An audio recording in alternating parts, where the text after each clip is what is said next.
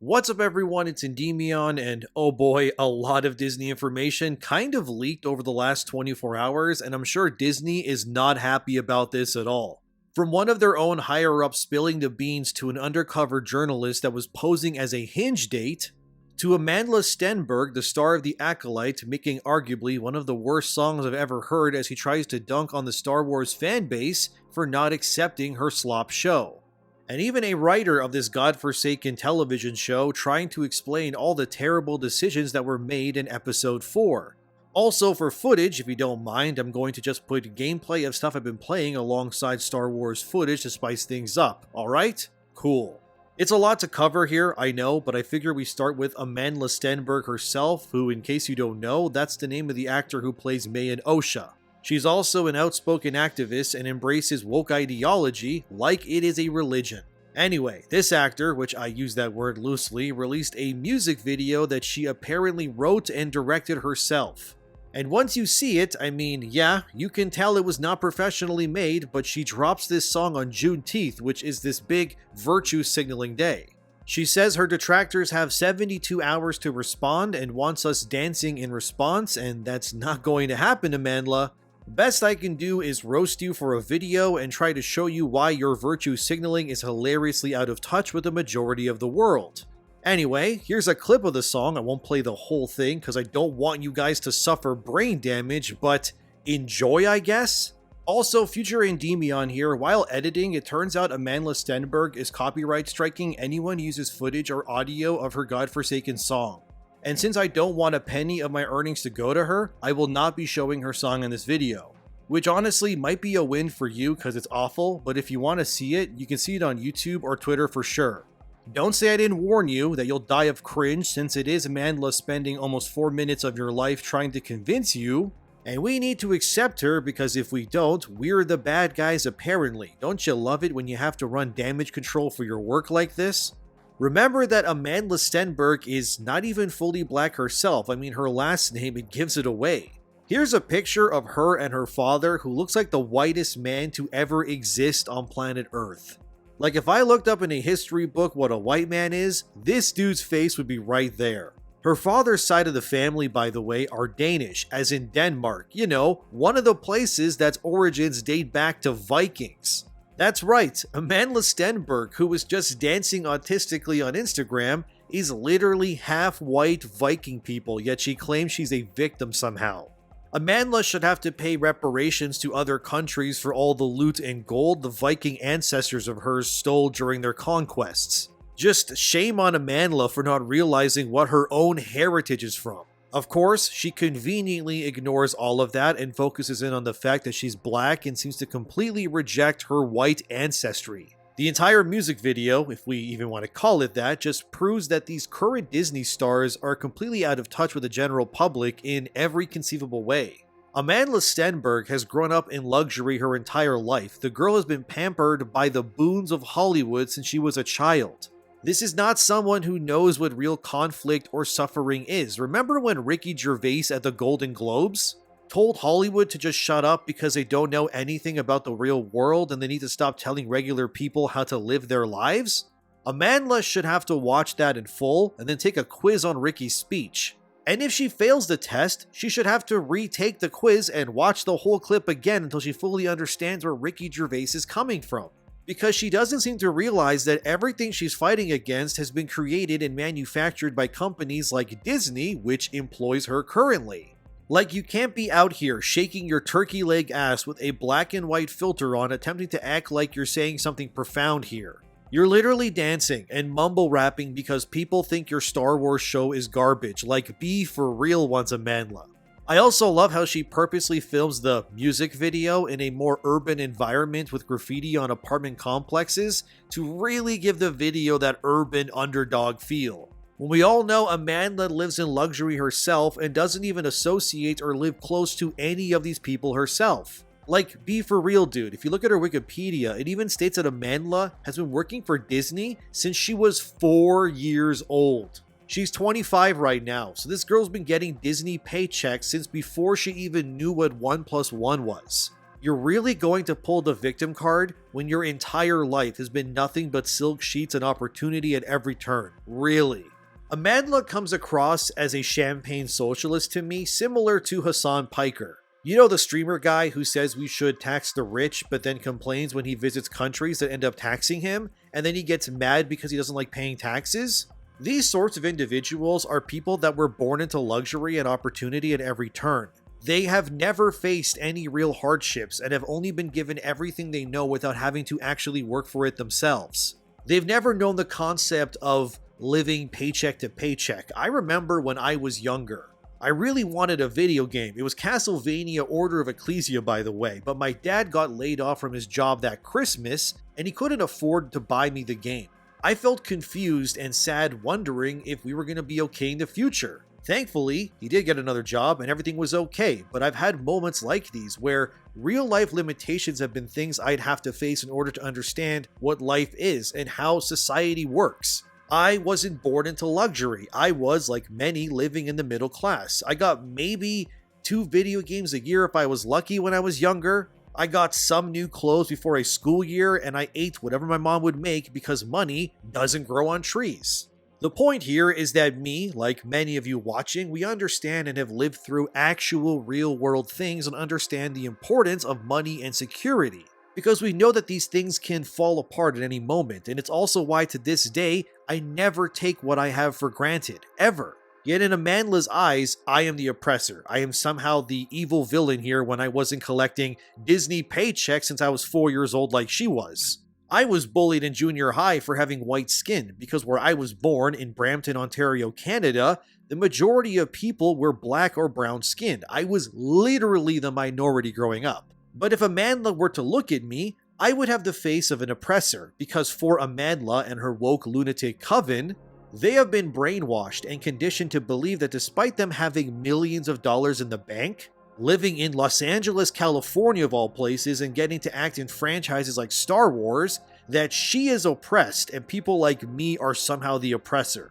If Amandla actually took a second to step down from her soapbox to look around, she'd understand that she has been living off of the coattails of a company that is arguably one of the most racist corporations in the world today. I genuinely hate champagne socialists with all of my being. I can't stand people who've never known adversity acting like they even know the concept of struggling. I wish as a young kid or adult I had the means and opportunities that Amandla Stenberg had, so I too could dance unironically in impoverished neighborhoods I don't live in order to virtue signal using my platform that has been signal boosted by Disney assistants. I wish I had been born into a rich, luxurious lifestyle where all my opportunities were given to me instead of having to climb over others just to score a minimum wage job when I was a young teen. I doubt Amandla knows the feeling that, like many of you know, where you worked a dead-end job making pennies in order to support your family. I remember working for a local grocery store making $8 Canadian an hour pushing carts and loading groceries into bags as a young 18-year-old. And making almost nothing once the government took taxes from my already meager paycheck. But I am the oppressor, apparently, instead of the rich, half-white, half-black girl who literally has corporations standing behind her and encouraging her to virtue signal. I guarantee you she has Hollywood types in her DMs congratulating her on her virtue signaling video. And Amandla will smile and say thank you as other out-of-touch celebrities praise her for standing up against the common individuals who make less than 1% of what she does in an entire year. These sorts of people, these Hollywood types, they don't understand struggle. They don't need to worry when a recession happens because they already have enough money in their bank accounts to survive any sort of economic crisis regardless. They are so out of touch. They believe that it's their birthright to punch down and tell ordinary people that they are the ones who are wrong and racist, not realizing that they themselves are actually the oppressors, and instead of using their platforms to unify people, they instead use it to call entire groups of people racist or intolerant. What's funny to me is that the majority of the problems people have with the Acolyte has nothing to do with Amandla being a half-black woman. It has everything to do with the writing and breaking of lore. As if we care if there is a black person who can use the Force, since everyone and their grandmother loved Samuel L. Jackson as Mace Windu, who, by the way, I'm still convinced is alive and kicking somewhere in the galaxy. We don't care about Amandla's skin tone, but we do have a problem with how these shows keep ruining lore, retconning things, and just delivering complete slop while expecting us to lap it up. That Park Place had this article titled, "The Acolyte writer explains why May abandoned her quest for revenge, why the show included pronouns, why Ki-Adi-Mundi was included, and why the Wookiee Jedi was killed off screen." In case you haven't watched episode 4 of The Acolyte, well, I guess that article just spoiled a lot of it. Don't worry, you didn't miss much. I covered the entire episode in my previous video if you really want to know what happens. Anyways, one of the writers of the show is Claire K, who I'll just call CK for the rest of this video to keep it simple. CK went to Twitter to discuss episode 4, and it turned out pretty much how you expected it would. She spent the entire thread running damage control trying to explain all the garbage that was included. And let me just say, I find it always a bad sign if a creator needs to spend time explaining all of their decisions when it comes to something like this. Because it proves to me that the product they made clearly doesn't speak for itself properly. And whatever they were trying to do didn't resonate or work as intended. It's sort of like when a show or something says, well, if you want to understand who these people are in the show, you have to read this side companion book or something. If I have to do homework in order to understand who or what anything is within the show you are creating, you have failed at your job as a creative in my opinion. I shouldn't have to read a novel to understand who someone is in a show because I am watching the show, I am not reading a book. It's such a dumb argument, but anyways. One user asked why we didn't get to see the Wookiee Jedi Kelnaka fight, to which CK said, "Unfortunately, not everything gets to be included for budget and story reasons. We had an early draft that showed his fight and death scene, but it ultimately broke the POV of the episode in a way that I think wouldn't have worked as well." Already we're running excuses, but if for anyone out there who watched episode 4 like I did, you know that the episode was the epitome of budget cutting to a T. Because literally nothing happens outside of a single CGI beetle getting cut in half with a lightsaber for the entire episode, I'm not kidding. What episode 4 of Acolyte needed was something visually interesting to happen, and weirdly enough, outside of the opening scene of the show where May fights Trinity from the Matrix, which I would argue is the best sequence in the entire show so far, there has never been anything remotely as engaging or cool as that one scene.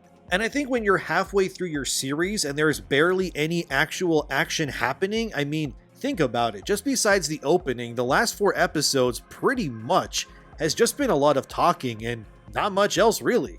The show needed another major action sequence, and having Kelnaka face off against the Master would have been a really good sequence to show us as to why the Master is so deadly and scary. Because we could see the threat of this villain against a Jedi Master. That could have actually been great to see.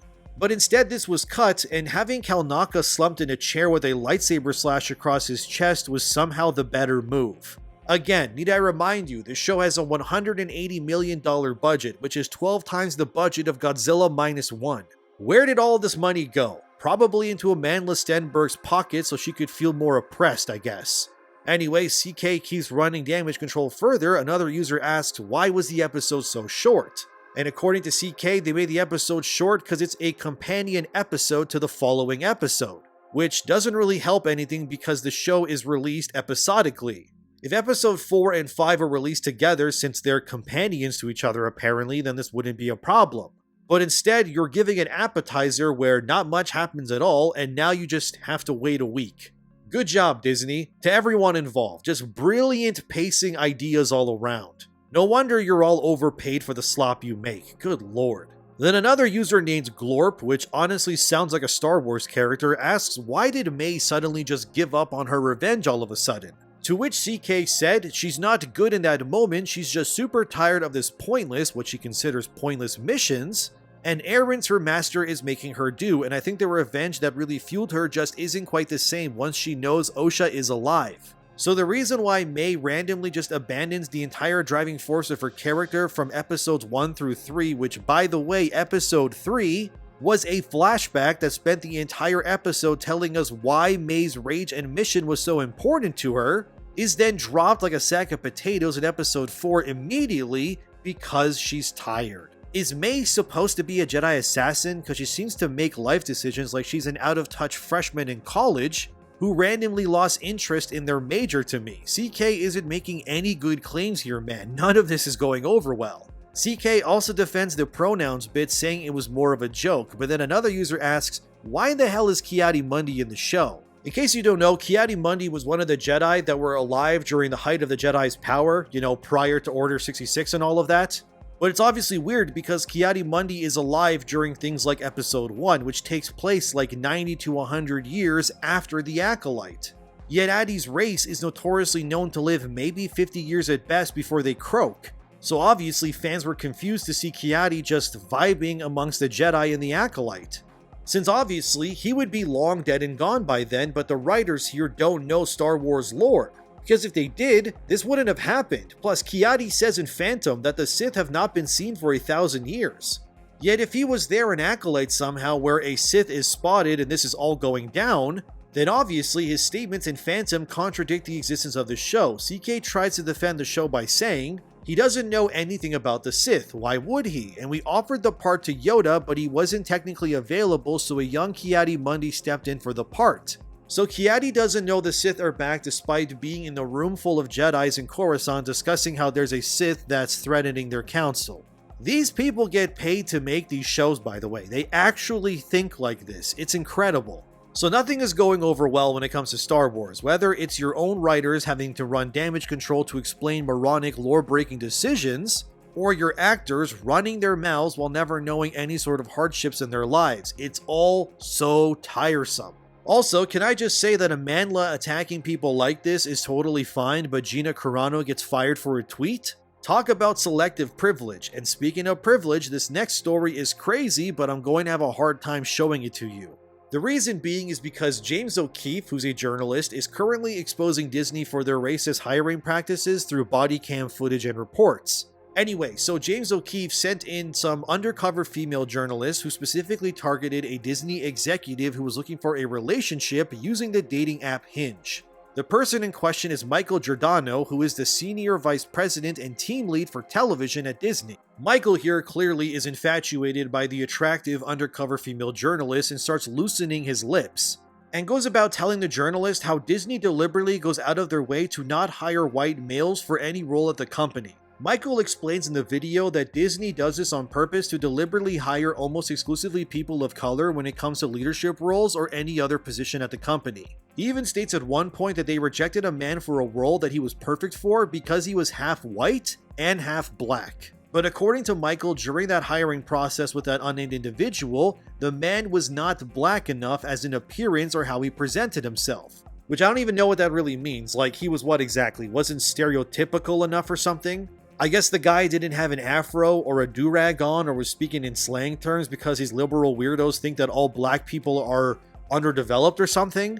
Which, isn't that more racist to claim? Also, what the hell does the guy's race have to do with his job? It's clearly that they have an agenda here. And if I could guess, Michael probably got notified of this report showing him spilling the beans, and he likely went to the bathroom to spill his own beans, if you know what I mean, in panic, knowing that the Disney company will likely fire him now for saying what he said, even though what he revealed is literally what Disney has been doing for years now. Michael says Disney hires specifically people of color who check boxes because they believe it will allow them to reach a broader audience by having such individuals within these roles.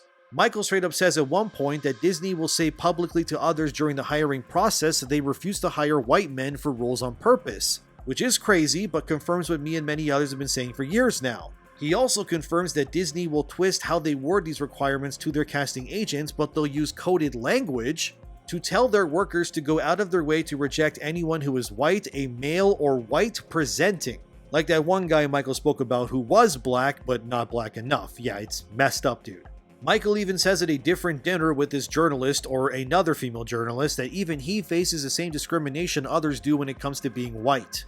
He states that when it comes to job promotions, he will be overlooked for any other possible individual simply because he is a white male himself, and confirms that he has lost out on job promotions and opportunities simply because he's not a person of color, and he was told by management and others around him, like those who work in human resources, that he needs to keep his head down and not pursue job promotions if a person of color is seeking the same role. It's literal gender and skin discrimination across the board, considering you can take everything Michael has faced here and then multiply it tenfold across the rest of Disney or other companies like them, and it's all the same. It's deliberate racism that's being pushed by these individuals in order to appear more woke and diverse on purpose. He also states at one point that he thinks lawsuits will be coming for Disney and claims it's a matter of when and not if. because these racist hiring practices are overflowing across Disney. Michael also confirms that CEO Bob Iger has the say on who gets hired in whichever position too. And he confirms that Bob Iger has sent out a directive to everyone under him to ensure Disney only hires based on race, sex, and identity. And Michael confirms that based on all the shows he's worked on, Disney goes out of their way to push anything that enforces LGBT content, especially trans-led stories. Michael also states about halfway through the leaks that Disney truly believes it's better to hire based on diversity than actual talent because it will appease shareholders and put them on the right side of history. This pretty much all confirms what I've been saying for well over a year now, that these hiring practices and ideologies are not just coincidences, they are the new norm. And they will gaslight you into believing that you're crazy when you're clearly not at all. And everything Michael Giordino says here just keeps circling back to that Amandla Stenberg music video, because what she was doing in that video, that's what Disney wants to a T. Not an actor of talent, but someone who will push social issues and stir up conversation. An activist first, an actor second, pretty much. This is the new gold standard for Hollywood. It doesn't matter if you're great at acting, which so far Amandla Stenberg has not made the case otherwise, considering people have criticized her acting in Acolyte already, but it's clear that Disney loves Amandla because she is what they want. If Amandla was a white-only person like Gina Carano and made that same music video, she would be fired likely by Disney and blacklisted like Gina, because it would be seen as her being tone-deaf because she's white. But it's very clear that in this new society that we're living in, white people have largely started to be treated like second-class citizens almost deliberately by their own decisions to virtue signal, and it's insane. The fact that Michael confirms that many white creators, writers, and actors and so on are being overlooked because of their skin color at Disney, it's insane.